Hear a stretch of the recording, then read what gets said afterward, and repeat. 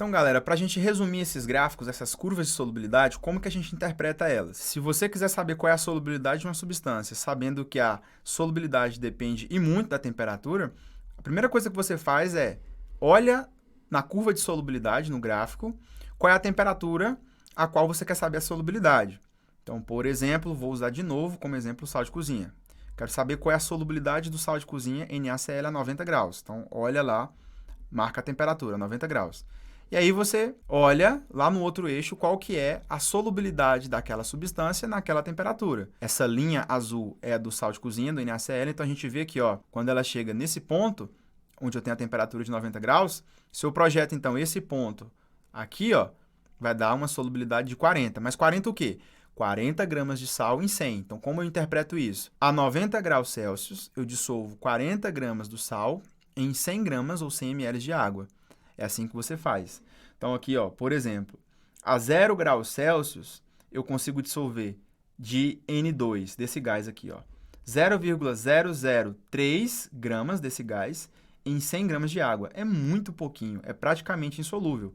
Então, a 0 graus, eu consigo dissolver, ó, 0,003 gramas em 100 gramas de água. Se eu tivesse aqui em mais ou menos 40 graus, então, ó, projetando, ó, 40 graus mais ou menos aqui assim, a solubilidade seria aproximadamente 0,002 gramas de N2 em 100 gramas de água. Então, observe que, de fato, os gases apresentam uma baixíssima solubilidade em água.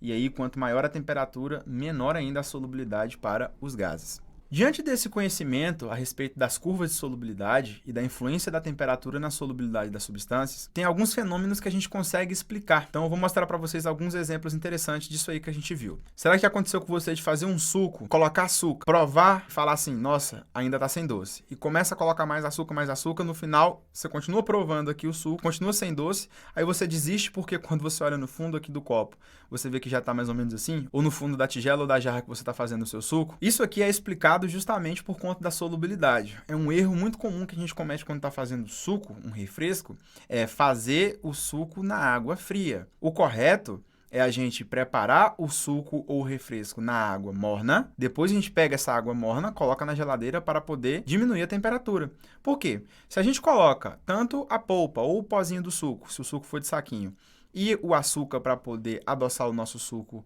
considerando que a água está numa temperatura maior, a gente aprendeu que quanto maior a temperatura, maior a solubilidade. Então, eu vou garantir que tanto o suco que eu estou colocando aqui, quanto o açúcar que está adoçando o meu suco, vão dissolver mais. E aí eu até economizo açúcar.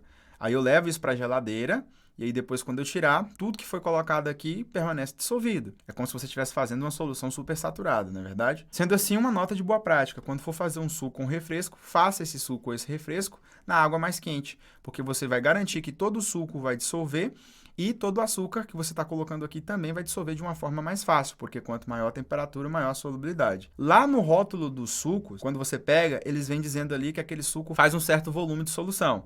Então, um saquinho faz 1 litro ou faz 2 litros. E aí, provavelmente, você já deve ter ficado chateado ou irritado quando você pegou aquele volume de água, dissolveu os componentes e provou e estava ou sem gosto ou sem açúcar, porque você fez na água fria.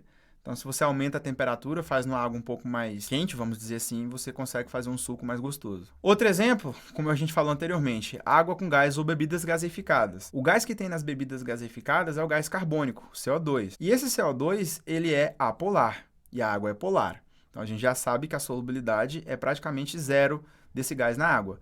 Porém, como que a gente consegue forçar a dissolução desse gás aqui na água? Aumentando a pressão, lei de Henry.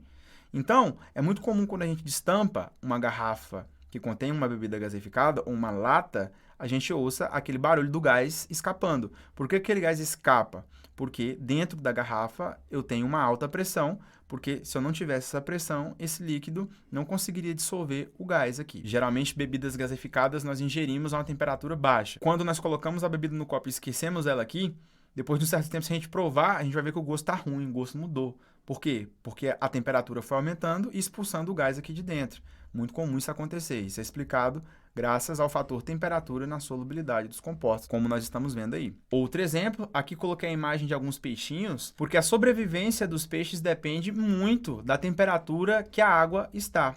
Por quê? O peixe precisa de oxigênio para sobreviver, igual nós. E ele pega esse oxigênio da onde? De dentro da água. Se a temperatura lá da água que o peixe estiver nadando for uma temperatura muito grande, o que vai acontecer com o oxigênio, que é um gás que está dissolvido na água? Ele vai escapar. Então é muito comum, principalmente peixe de criatório, peixe de barragem, onde a água é um pouco mais quente, se ele não tiver conseguido passar por um processo de adaptação, grande parte desses peixes vão morrer na época de calor extremo. Por quê? O calor extremo vai fazer a água aquecer.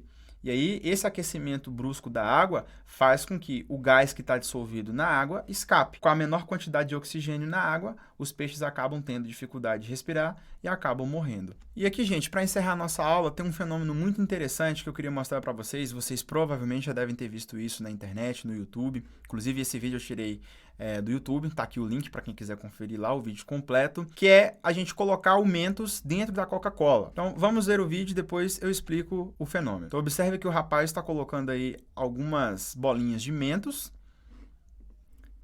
e aí, depois de um certo momento, ele dá uma balançadinha. Olha só o que a introdução desse Mentos na garrafa de Coca-Cola faz com o sistema. Olha o tamanho desse canudo de Coca-Cola escapando aí. Então, isso aqui a gente consegue explicar do ponto de vista de solubilidade também, pessoal. Porque quando a gente coloca um Mentos dentro da Coca-Cola, acontece esse fenômeno que vocês viram aqui, ó. A saída praticamente instantânea do gás carbônico dissolvido na Coca-Cola. E também qualquer outro refrigerante, tá? Porque todos os refrigerantes têm gás carbônico dissolvido aqui, sob alta pressão. O que acontece é o seguinte, eu já expliquei para vocês que os gases não querem muito ficar dissolvidos na água, porque um é polar e o outro é apolar. Água polar, os gases são, em regra, apolares. Para a gente dissolver um gás, então, na água, a gente tem um certo trabalho, porque nós temos que aumentar a pressão, diminuir a temperatura. Nesse Mentos, nós temos uma grande quantidade de compostos que são muito polares, sais e açúcar, especificamente. E aí, quando a gente coloca um composto que é mais solúvel na água do que o gás carbônico, acontece isso que vocês viram aí, ó. A introdução do Mentos na Coca-Cola faz com que a água instantaneamente pare de interagir com o gás carbônico, que estava dissolvido lá forçado, e passe a querer dissolver os compostos que fazem parte do Mentos, o açúcar e os sais que tem no Mentos. E aí é por isso que o gás escapa de forma tão rápida. Para você ter um efeito mais intenso, a Coca tem que estar na temperatura maior, né? Se a temperatura for grande, o gás já não quer ficar dissolvido. Aí você coloca alguma coisa que vai forçar o gás a escapar. Exatamente isso que o Mentos faz, porque a água vai querer ficar ligada, interagindo muito mais com quem tem a mesma polaridade que ela, no caso, os compostos que constituem o Mentos. A adição de uma substância polar na água, parecido com isso que acontece quando a gente coloca Mentos na Coca-Cola, é usado também nos hospitais. Você já deve ter notado, inclusive numa aula anterior eu coloquei uma imagem de um soro fisiológico, e lá você viu que no soro fisiológico você tem NaCl, sal de cozinha, a 0,9%. Por que aquele sal de cozinha é colocado no soro? Dentre outras explicações, como, por exemplo, para fornecer sais minerais para poder repor os que nós perdemos no nosso sangue, para poder manter a nossa corrente sanguínea numa concentração de sais minerais ideal, de sódio e de cloro, que são os componentes do NaCl, aquele cloreto de sódio ali ele é colocado justamente para forçar gás carbônico que, porventura, esteja dissolvido naquele meio, escape. Então, quando eu coloco o sal de cozinha, quando o sal entra em contato com a água vai querer interagir com o sal. Vai querer dissolver o sal, mais do que ela quer dissolver o gás carbônico. E aí, quando eu coloco o sal de cozinha, o gás carbônico escapa. Mas por que eu tenho que tirar o gás carbônico da água para poder injetar na veia, por exemplo? Porque o pH da água tem que estar neutro. O pH do nosso sangue é tamponado. Só que, via de regra, o nosso sangue é relativamente neutro. Então, quando a gente vai injetar alguma coisa na nossa veia, o pH dessa solução que a gente está colocando na veia tem que ser parecido com o do sangue, neutro. Não pode ser nem ácido e nem básico. E aí o gás carbônico acidifica a água porque forma ácido carbônico. É por isso, então, que a gente coloca um composto que vai forçar esse gás carbônico escapar, fazendo com que o pH do sistema fique neutro, pH 7. Você deve ter aprendido isso no ensino fundamental. Nós poderíamos ficar aqui até amanhã falando das aplicações da solubilidade na nossa vida. Mas por hoje é só. E já encerrando essa aula de hoje, nós encerramos também esse assunto propriedades específicas dos materiais. Existem outras propriedades específicas? Existem. Mas, a nível de ensino médio, a gente comenta e aprofunda mais apenas essas 4. Então, resumindo o que foi visto até então, nós vimos que densidade, temperatura de fusão, temperatura de ebulição e solubilidade correspondem às propriedades específicas dos materiais. Uma das 4 mais importantes propriedades específicas dos materiais, que são aquelas propriedades únicas de cada componente. Então, se você quiser distinguir um material pela sua solubilidade, você consegue. Como vocês viram, tem materiais que se dissolvem bem em água, tem materiais que podem se dissolver em outras substâncias, como em gasolina, que é apolar, a água é polar. Com base na quantidade daquela substância que você consegue dissolver, com base no critério polaridade, se dissolve ou não num soluto polar ou apolar, você consegue descobrir qual é a substância que você está trabalhando. Gente, esse assunto é belíssimo, eu espero que vocês tenham gostado. Qualquer dúvida que tenha ficado, assista qualquer uma das aulas que estão aí disponíveis para vocês.